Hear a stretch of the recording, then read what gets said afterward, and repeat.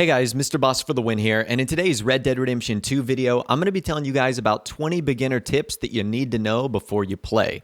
So these are things that I'd wish I had known from day one, and figuring them out has made my life so much easier. So let's jump into this and let's get it started. The first has to do with pulling up the map. So this has been one of my biggest complaints so far. Hitting start, then getting to the map, it's kind of clunky. Well, you can actually open the map from free roam gameplay if you just hold down Option or Menu, depending if you're on PS4 or Xbox One, and it jumps you straight into the map. How convenient is that? No more going through menus, no more, hitting start, then map, and then maybe wanting to do something else. This is way easier. It's a one-step process that gets you to the map instantly. Now, what's even better is if you want to get out of any menu instantly, instead of hitting back, depending on how many, pages you went through, just hold down menu again, and it brings you straight back to the gameplay. That's an incredibly easy tip, and it's one that is going to, I know, save me a lot of time and trouble. And due to the way Red Dead Redemption 2's map works, where the parts of the world you haven't visited are invisible, I'm pulling up the map a lot. And that process of clicking a couple buttons was starting to get very, very frustrating. So I'm glad that I was able to figure that out. And that's a tip that you guys can use, and it'll be super easy. Now, the next thing that's kind of cool is you can actually alter the mini-map. So there's a lot of different options. You can make it a compass only, which is kind of cool if you're going for sort of a realistic style playthrough, but you still want to know what direction you're going because that's important. You can also expand it if you want a little bit more detail on your world. It is going to take up more of the screen, but it does give you a lot, or you can completely remove it if you're going for that super realism vibe. They actually give a lot of nice options for the mini-map right there. So those are some things that you can adjust from the start of the game. Another thing that's really cool that you can actually do with your pistols, you can actually put them away in a really fancy style. I think it's called flourishing. So you can actually do this if you double tap L1. And Arthur will actually put away his gun in a really fancy style, like he'll spin it around his hand or he'll, sort of flip it and put it in his holster. It looks really, really cool. Now, you can only do this with pistols. I tried to do this with other melee weapons and it did not work. Like this sword, he put it away normally. Now, one thing I did find out while experimenting with this is if Arthur is holding a rifle, tapping L1 will make him hold it different. So by default, Arthur holds it in front of him with two hands, but tapping L1 will have him hold it by his side. So sort of depending on the look you're going for or how you just want to portray your character, that's a way in which you can change the way Arthur holds his guns. And like I said, it all depends on sort of the style that you want. Two quick tips about wearing the bandana. Number one, shopkeepers will not sell to you if you are wearing a bandana. This is meant to conceal your face during crimes that you commit, not for wearing around leisurely. I mean, how would you react in real life if someone walked into a store wearing a bandana like that? You'd probably be a little freaked out. So shopkeepers will not sell to you. And if you do not respond to their request by removing the bandana, they will call the lawmen on you. Now, likewise, and speaking of those lawmen, if you wear a bandana in the presence of lawmen, you'll be warned to take it off. And if not, you will get a $5 bounty on your head.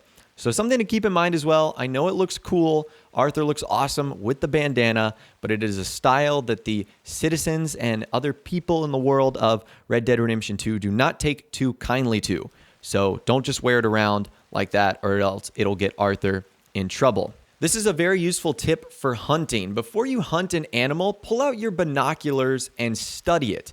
And not only will it reveal the name of the animal you're hunting, but it'll also give you stars in the bottom right-hand corner. Those stars are important. You don't want to ignore them. So it's labeled between 1, 2, and 3 star. A 3-star animal is the best. That's what you want to go for. 2 star is medium quality. 1 star is the lowest. This is important for the things you gather from the animal, like the hide, the meat, other things like that. They will be more useful to you if it is from a 3-star animal in terms of its, things you can make with it, and also selling it, you're going to get more money.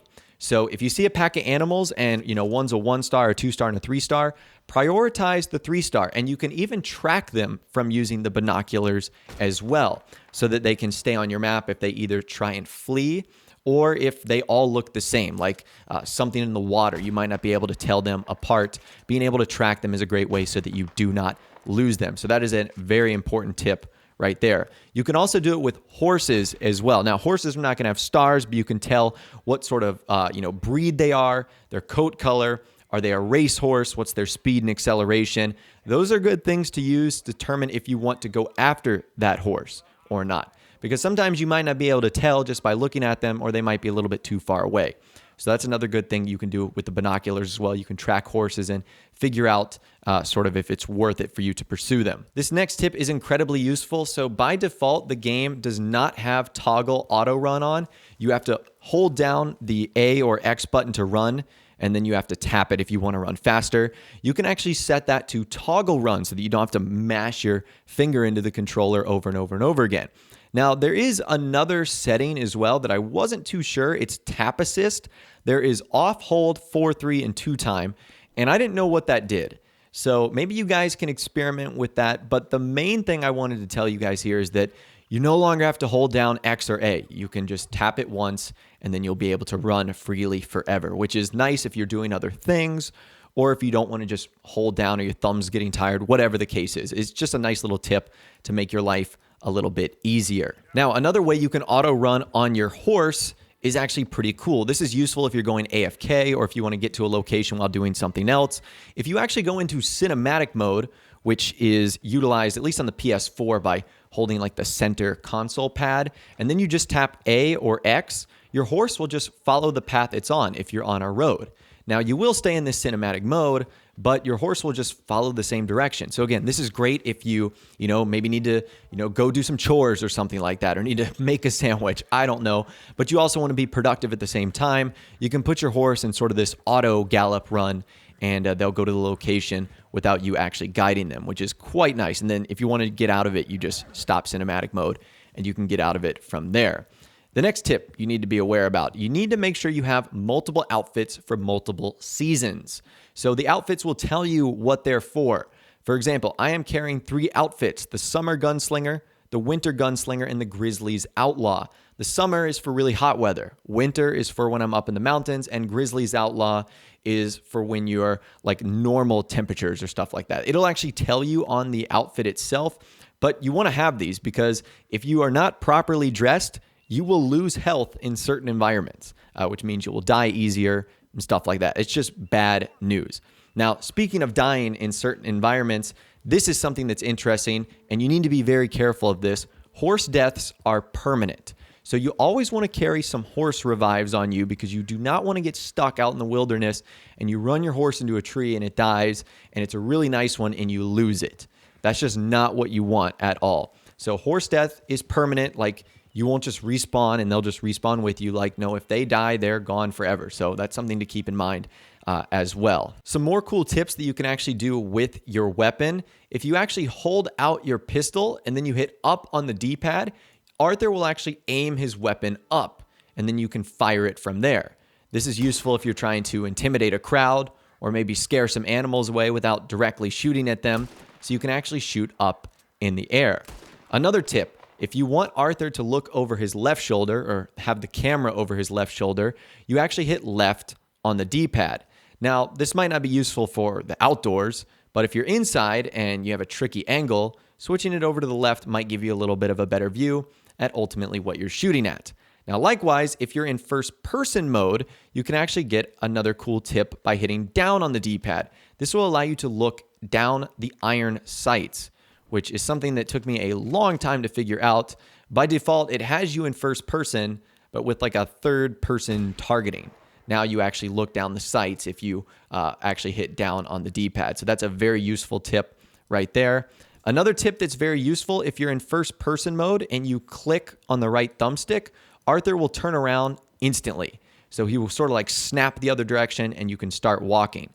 Now, if you do that in third person, it doesn't work. You have to hold down right on the thumbstick and it'll just like look over your shoulder. It'll just change the camera angle. But if you're in first person, it's a great way in which you can snap directions really quickly to either focus on another target or just get going in the other way. And the final tip in this video, you guys are going to be probably collecting a lot of things in the world, valuables, jewelry. You're going to be tempted to sell them pretty quickly. Hold on to those. You can make a lot of useful things with those valuables. I know they're going to be quick and easy money, and if that's what you're looking for, sell them. But you're going to be able to make a lot of useful things with these, especially as you progress later on in the campaign. So hold on to them because they could be valuable later on. But anyways, that right there is 20 beginner tips and tricks that I wish I had known before I started playing Red Dead Redemption 2 that hopefully you can use to your advantage now. If you guys did go on to enjoy this video though, a like rating would of course be awesome. And also subscribe to my YouTube channel if you are new or you like daily Red Dead Redemption 2 videos like this. With all the way, guys, like I said, thanks so much for watching. Take care, and I'll see you guys in the next video.